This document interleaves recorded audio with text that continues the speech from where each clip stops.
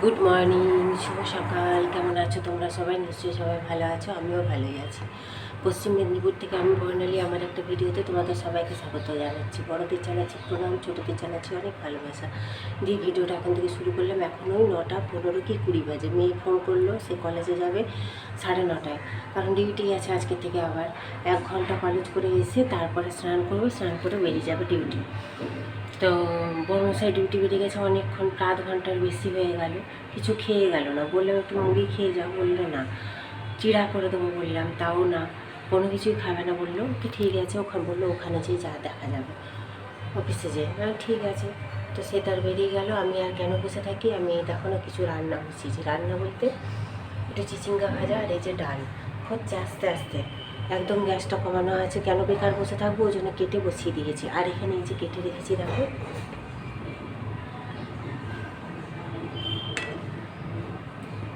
কুঁদরি আলুর তরকারি করব। তো কালকে তো মাছ নিয়ে আসেনি, তুমি ভাবো। আমাকে রাত্রেবেলা আমি রাত্রে হঠাৎ মনে পড়েছে, আমি বললাম হ্যাঁ গো, তুমি কি তুমি নিজের জন্য মাছ আনলে না? বলছে সেটা তো বলতে পারতে। তাহলে এবার বলো, ওকে বলতে হবে ওকে মাছ নেই, তুমি মাছ নিয়ে এসো। জানি, তাও না। আমি জানি সকালে মাছ আনতে গেছিলো দিদির, তখন আনবে। ও মা কোথায়, মাছের ডিম শুধু একটু নিয়ে চলে এসেছে, আর কিছু নিয়ে আসেনি। তো মাছের ডিম ভাজা আছে ফ্রিজে। আর দেখা যাক যদি ডিম খাই, এমনি ডিম, মুরগির ডিম, তাহলে সেটা ভেজে দেবো খাওয়ার সময়। কালকে রাত্রে অবশ্য ডিম খেয়েছি, ডিম আলুর তরকারি দিয়ে রুটি খেয়েছি। দেখা যাক।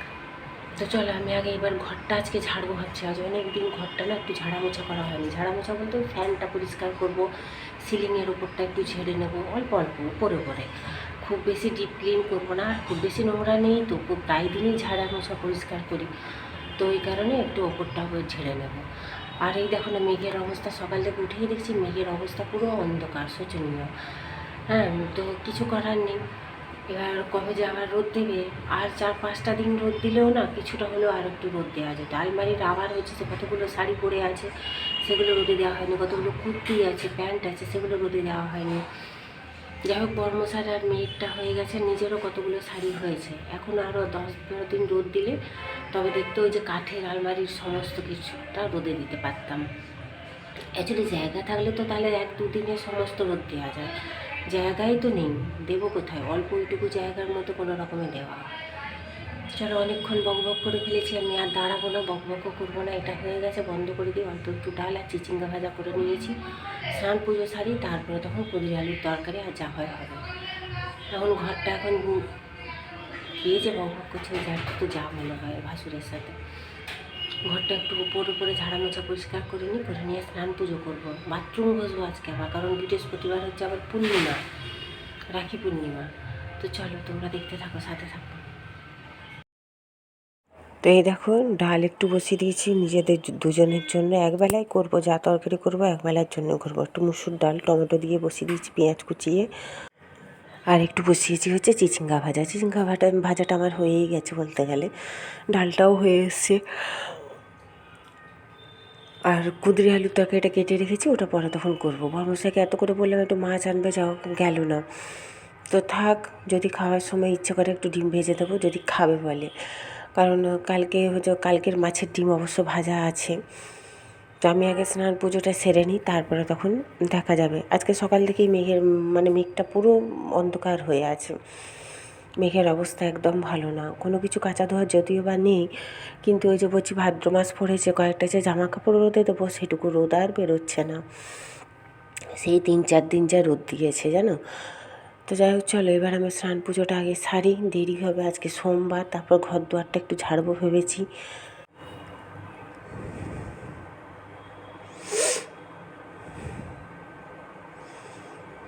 তো বিছানাপত্র সকালবেলা প্রায় সমস্ত ঝেড়ে গুছিয়ে পাট করে রেখেছি।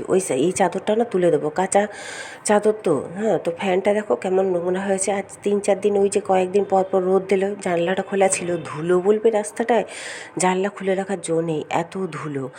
একে তো রাস্তার সামনে, তারপর রাস্তাটা তো ঠিক হয়নি এখনও, পুরো পরিষ্কার করে ঢালাই হয়নি, সেই কারণে রাস্তা থেকে এত ধুলো উড়ছে যে বলে বোঝাতে পারবো না। আর জানলা না খুলে রাখলে না যেন মনে হয় দম বন্ধ হয়ে যায়। একেই তো একটাই ঘর, তার উপরে হচ্ছে তোমার রোদ আলো হাওয়া বাতাস সেরকম পাস হয় না। তারপর যদি আমি ভালো করে না জানলা খুলি, তাহলে কীরকম লাগে বলো তো।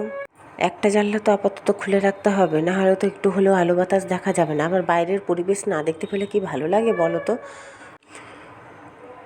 সেই কারণে ঘরের অবস্থা একদম মানে ধুলোয় দেখো ধুলাময় হয়ে যাচ্ছে। যদিও বা প্রতিদিনই জিনিসপত্রগুলো ঝাড়ামোছা পরিষ্কার করেই রাখি, কিন্তু এই উপরের ঝুলগুলো বলো বা ধুলোগুলো, ফ্যানটা এরগুলো তার প্রতিদিন মোছা হয় না, সপ্তাহে একদিন হয়তো। সেই কারণে লেগে পড়েছি একটু আজকে ঝাড়ামোছা পরিষ্কার করতে। রান্না হয়তো দুটো পদ তরকারি করে নিয়েছি, পরে তখন দেখা যাক কী করা যাবে, জানি না এখন। আগে স্নান পুজো সারবো, এগুলো কাজকর্ম সেরে তারপরে আবার তাড়াহুড়োও করছি, কারণ 11:30টার মধ্যে না করতে পারলে মেয়েটার ফোন ধরবো। সে 11:30টায় ফোন করে, মেয়েটা ফোন করে দিয়ে বেরিয়ে যায় হসপিটালের উদ্দেশ্যে, মানে ডিউটিতে। সেই কারণে তাড়াহুড়ো করছি জানো। তাও বাথরুমটাও একটু ঘষে নেবো, কারণ মাথায় যেদিন না স্নান করি সেদিন তো আর বাথরুম ঘষি না। ওই কারণে আজকে যেহেতু মাথা ঘষবো, ওই কারণে বাথরুমটা একটু ঘষে নেবো। বাথরুমটা শুক্রবার ঘষেছি, তাও আজকে আরেকবার ঘষে নেবো, আজকে সোমবার।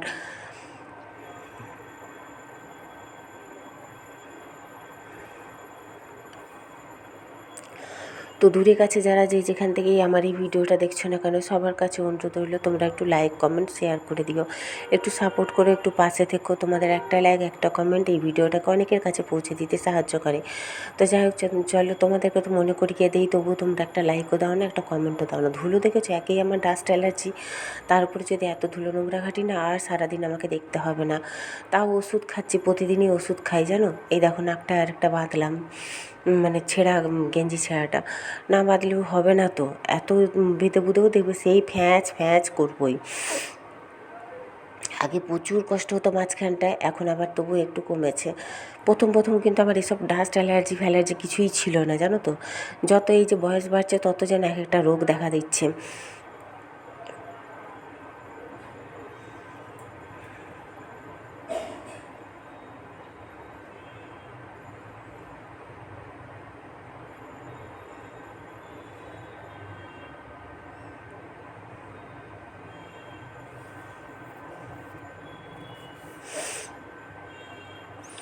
আর ঘর দুয়ারের কাজ এগুলো তো করতেই হবে বলো। তারপর যদিও বা আমার খুব একটা কাজ থাকে না, কারণ একটাই তো রুম। যাদের অনেক বাড়ি তাদের হচ্ছে অনেক কাজ, সত্যি কথা বলতে। আমার তো একটাই রুম, একটাই ঘর, একটাই সব, আর একটা রান্নাঘর বারান্দা, ওইটুকু করলেই হলো ব্যাস।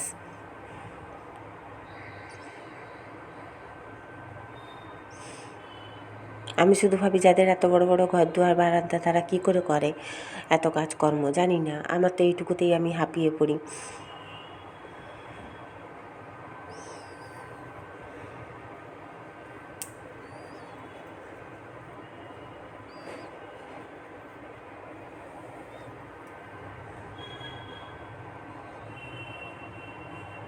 একবারে উঠে লেগেছি যখন, তাই এই চেয়ারটা নিয়েছি, নতুন চেয়ারটা, তাতে করে এই কলিন দিয়ে যে এই ফটো ফ্রেমগুলোও মুছে নিচ্ছি, কারণ এগুলোও হাত পাই না, প্রতিদিন সেরকম মোছা হয়ে ওঠে না।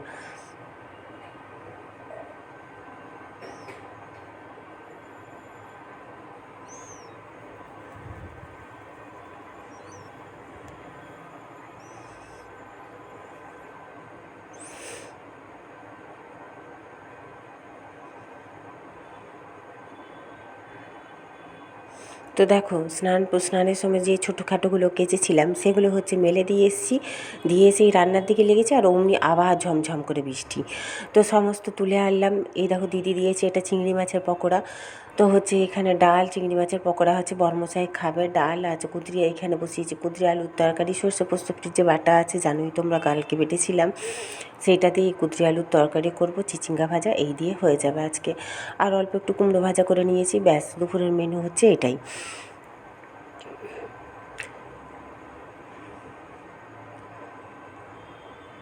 আজকে রান্না বাড়া বলো, কাজকর্ম বলো, সব কিছুই মানে ঘর দুয়ার ঝাড়া সব কিছু তাড়াহুড়ো করে নিয়েছি। এক নিঃশ্বাসে যে লেগেছি কাজ করতে, ঝটপট ঝটপট দৌড়ঝাঁপ করে সব করা হয়ে গেছে। তাও এখন 12:30 একটা বাজে। আর কুঁদরিটা কাটা ছিল, ওই জন্য আরও বেশি তাড়াহুড়ো করে হয়ে গেল। তো চলো, সকালবেলা তো সেরকম কিছু টিফিন বানাইনি, তাই আমার যার তো যা এসেছিলো সে বলছে আমি সারাদিনে 5বার টিফিন, 5বার হচ্ছে রান্না করি, রান্নাঘরে ঢুকি, কিন্তু আমার তো 2বার হলেই হয়ে যায়। ওই জন্য তার জুতো কিনতে যাচ্ছি। একটু বললো আমারও কাজ আছে, যাবে তো চলো। আমি ঠিক আছে চলো, আমিও মেশিনের সুচটা নিয়ে আসবো।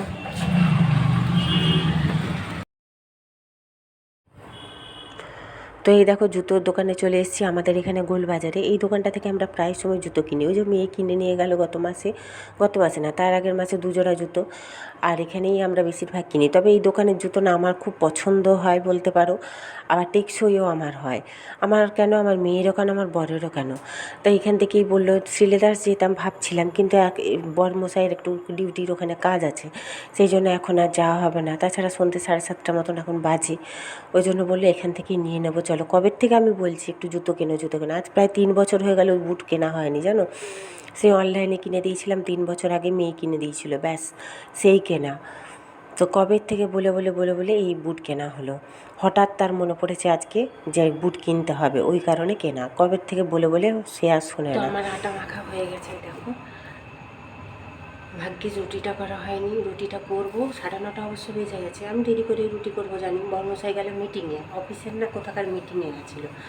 সে আবার খাবার নিয়ে ঢুকলো। ওখানে খাবার দিচ্ছিলো, অনেক খাবার দিয়েছে। কী দিয়েছে জানি না, তোমাদের সাথে শেয়ার করবো, দিয়ে ভিডিওটা শেষ করে দেবো। দেখো রুটিটা রেখে দিই ফ্রিজে, আটা মাখাটা। তরকারি হয়ে গেছে, কাবলি ছোলার তরকারি।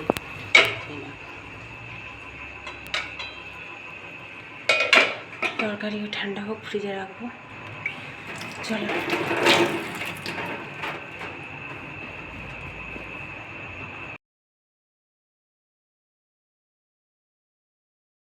তো বর্মশাইতে গেছিলো, সেখানে এই দেখো নিয়ে এসছে মটর পনির, কাবলি ছোলা, পনির দিয়ে তরকারি, একটা চচ্চড়ি মতন। এটা পোলাও, কীরকম পোলাও আমি ঠিক জানি না, ঝুরঝুরে নয়, ঠিক ভাতের মতন মাখা মাখা।